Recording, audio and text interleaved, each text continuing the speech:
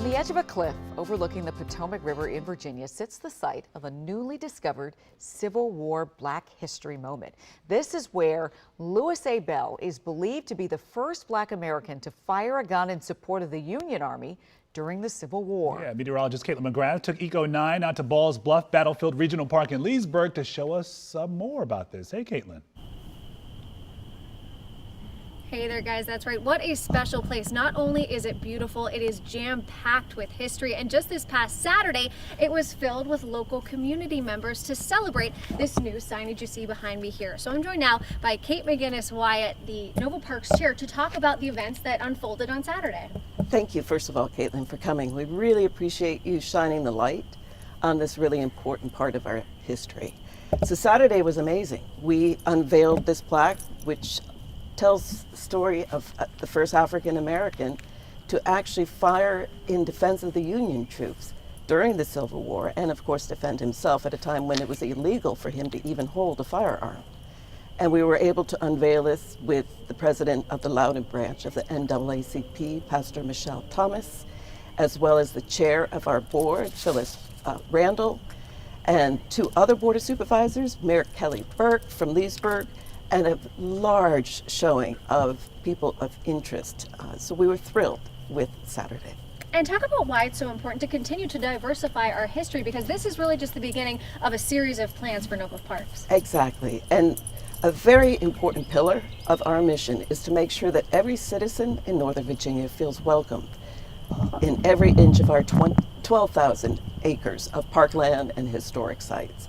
So we have really been working to uncover additional history within these sites and additional programming to meet people where they are. So we were thrilled when we found out the story of Mr. Lewis Bell, which shines a very different light on this battlefield than any, prior to this.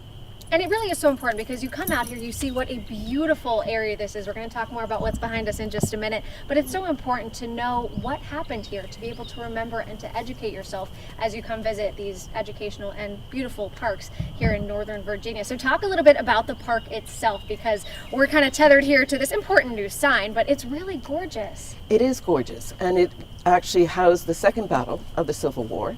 It was actually a mistake, the battle was. The Union troops were across the river. The Potomac is right there. This is called Bluff because there's a very steep bluff between here and Island and Maryland where they were. So a scout thought that the trees he saw were actually Confederate troops. And so they called in reinforcement.